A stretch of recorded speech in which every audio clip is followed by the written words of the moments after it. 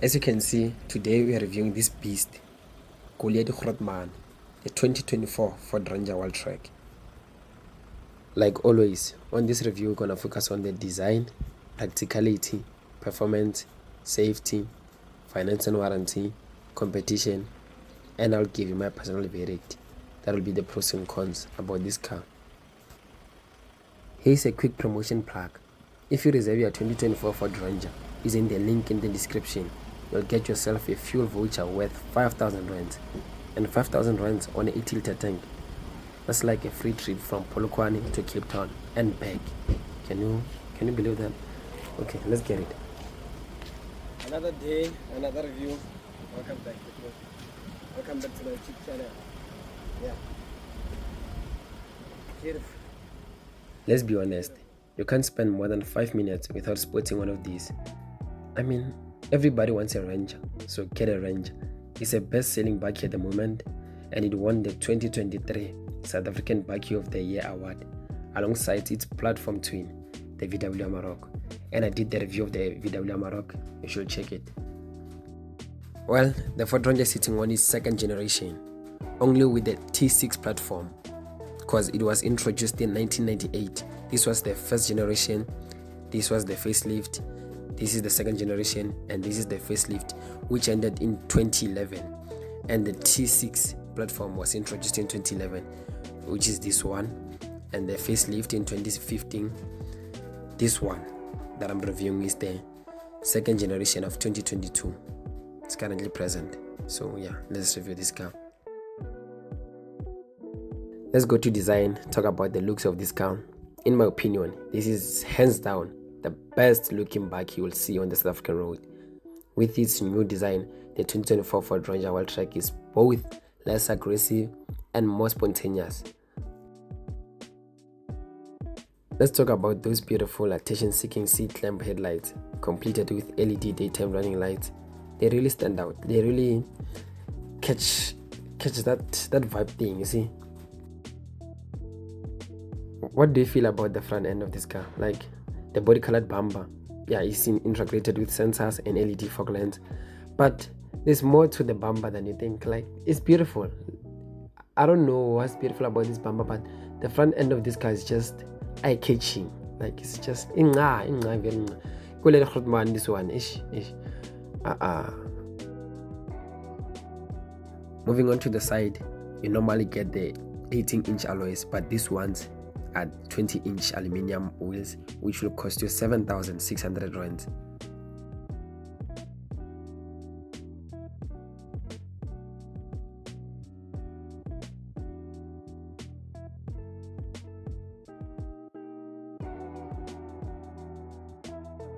It has black fender vents. Normally there'll be a V6 written on it, but this one is not a V6, it's a 2-liter bi-turbo, which is a 4-cylinder engine.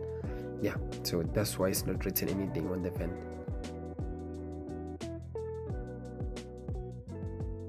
The foldable mirrors are heated and ventilated. Underneath you'll find this 360-degree camera and a ground light for extra convenience, you see. On the roof you'll find this beautiful panoramic I'm kidding, there's no panoramic sunroof here. It's just those beautiful chrome roof rails.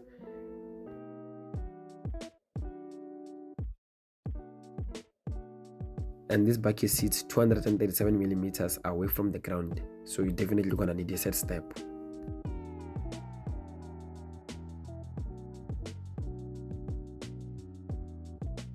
It has some nice rear sport bar, but wait till you see the ones on the Wildtrak X.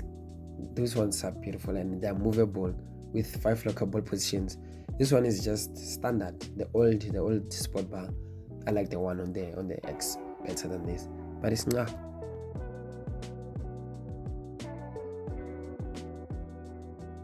Here's another thing I like about the Ranger, which is way advanced compared to its rivals, is the load bed side step. Like, and I'm surprised it's not on the Amarok, also not on the Ranger Raptor. Why don't? Okay.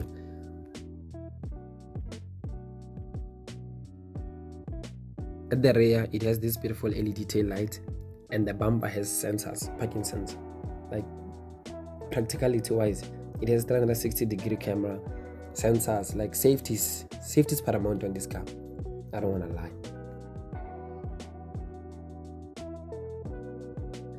Unlike previous generation, the tailgate is now lightweighted. And talking about the tailgate, the details, it has Ranger lettering down there, and you see the Wildtrak badge. On the left side, it's supposed to be a 4x4 badge, but there isn't, because this one is not a 4x4, it's a 4x2. So it means it drives on 2 wheels with the option for 4 wheels, if you get what I'm saying. And also on the tailgate, I like the high mounted brake lever, just near the handle. That's something. Opening the tailgate gives you access to 865 kg of payload, and the load bed is wide enough to fit a full-size pallet. Using this key, I'm gonna open the power roller shutter, exposing the load bed of this car. But if you don't like the roller shutter, you'll save yourself 25,200 rand.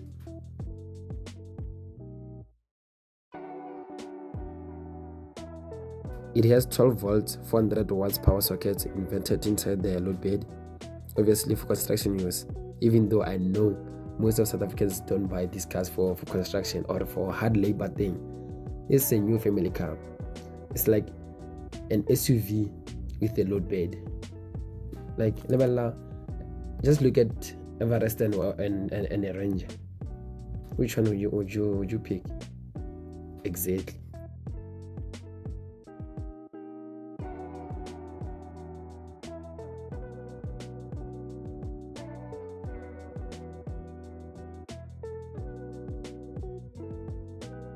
Did you talk about the tow hook? Well, it's capable of pulling 3,500 kg of brake towing. And I once got this question: what's the difference between brake towing and unbrake towing? Brake towing, it means the trailer is fitted with brakes, and unbraked, the trailer doesn't have brakes. So it depends on the car. The spare wheel of the car is hidden underneath the load bed. Now let's make your Ranger unique. It has 5 color options to pick from. This one is the frozen white. You have options to the agate black, carbonized gray, cyber orange, and lucid red.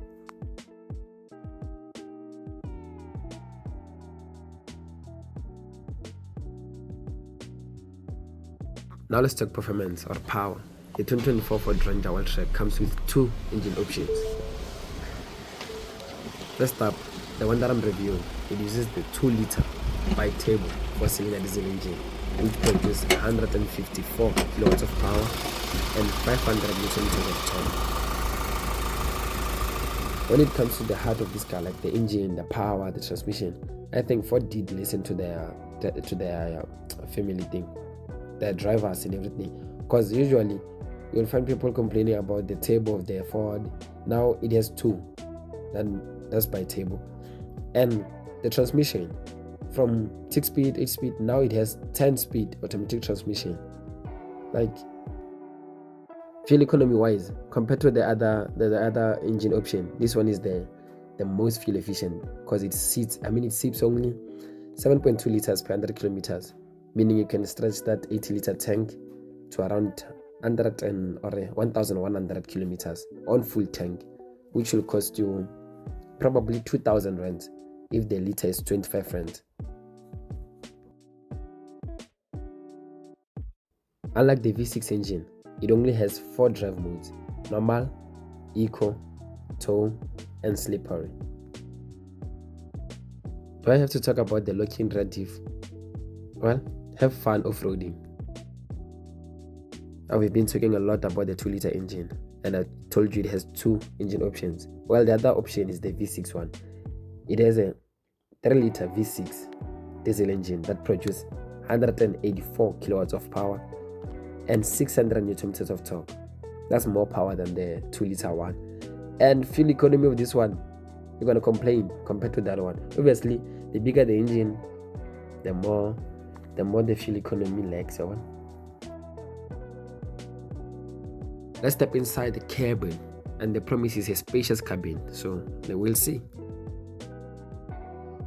It has partial leather interior stretching across the dash, the seats, even the gear knob.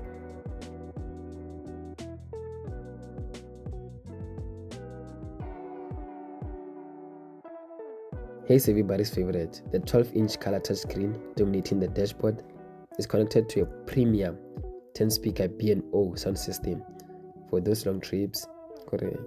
No matata, no problem. Both front seats feature a 8-way power adjustment, and they're beautiful. Like, do you say these seats? They're beautiful. The trim, the leather of this thing, and the Wildtrak lettering on the thing. It's beautiful. It also has a digital 8-inch LCD driver display.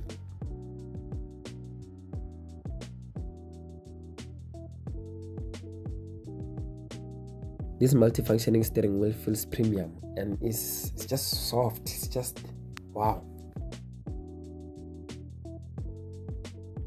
Here's another feature everyone has been bragging about: the retractable gear knob.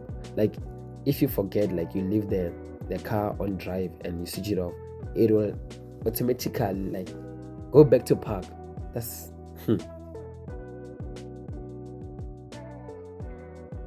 I will say the center buttons are reduced because you have drive mode, you have your automatic brake thing, you have your gear knob. Yeah, I think they're reduced. You have enough storage under the armrest. You have 2 cup holders and a wireless charging port. On top of your head, like the roof of the car. Okay, firstly, let's talk about the sun visors. They both have mirrors. And the center thing, next to the lights, you have 6 switch upfitted auxiliaries. Your question is, what does auxiliary buttons do? Okay, for maybe modification, if you want to install maybe a bulb bar with lights or just more lights outside of the car, you can connect those lights to maybe auxiliary number 1. Maybe you want to add more lights to the back of the car, auxiliary number 2, or something, maybe, I don't know. But if you want to connect tools to your car, you can connect them to the auxiliary thing and it'll be one switch button and the things will be on. Simple as that.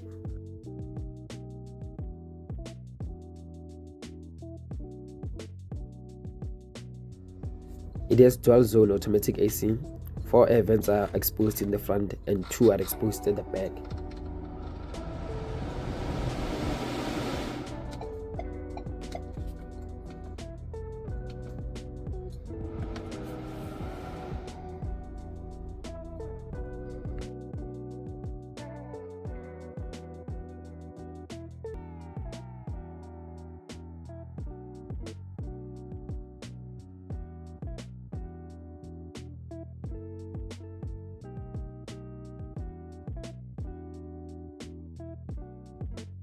Let's talk about the things you can do on your 12-inch portrait color touchscreen.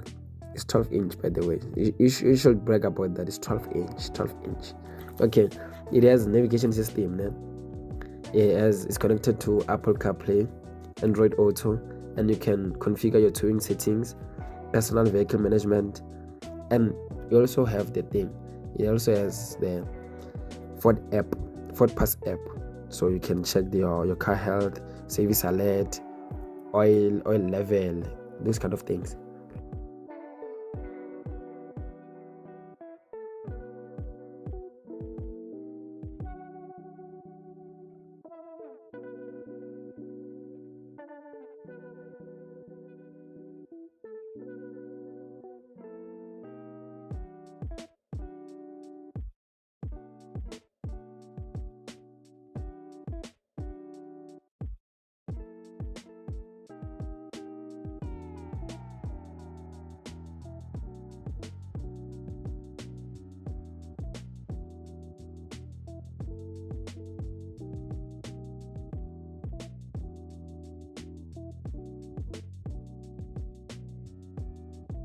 Moving on to the rear, it has rear armrest with 2 cup holders.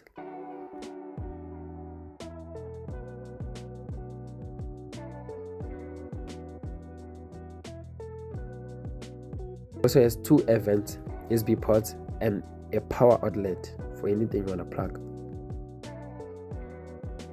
Space wise, this car can fit 5 people with no problem. Like, look at the leg room of this car. Like, and I'm tall. I always brag about that. Yeah, I am tall. I'm tall. And do you say this?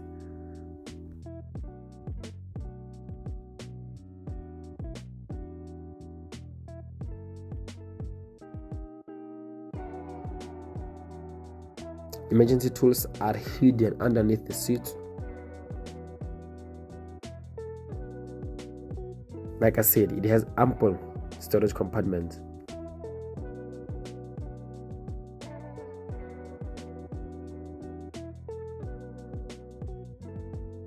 On safety, I won't be long. It has 9 airbags, pre-collision assist, blind spot monitoring, active park assist. This just means it can park itself. You just set it up and it will park itself. It has 360-degree camera, adaptive cruise control, front and rear disc brake, lane keeping assist, traction control, ABS, EBD, EBA, hill start assist, all of those things. Yeah, that's all. Now let's go to finance and warranty. What's the deal? But firstly, let's talk about the packages. It has packages like the weather shields, scuff plates, bonnet protector, headlamp protector, but that's just the tip of the iceberg, because the big packages are the flexible rack system, which you'll find on the Wildtrak X, and it will cost you 19,000 rand. The 20-inch aluminum wheels costing 7,600 rand. The power roller shutter 25,200 rand.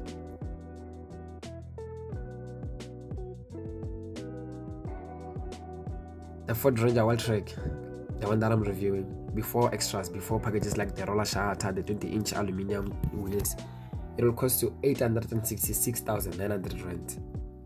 And the bigger version, which drives on 4 wheels, it will cost you 953,800 rand. And the top spec V6, the 3-liter V6, that's 1,057,200 rand before extras. Ford offers 4 years or 120,000 kilometer warranty, along with a 5-year corrosion warranty and 4 years of roadside assistance. Now we're moving on to competition, but before we talk about the external competitors of this car, let's talk about the whole Ranger lineup and their pricing.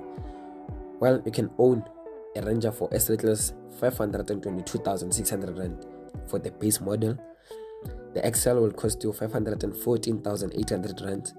The XLT 648,600 rand. I gave you the Wildtrak pricing.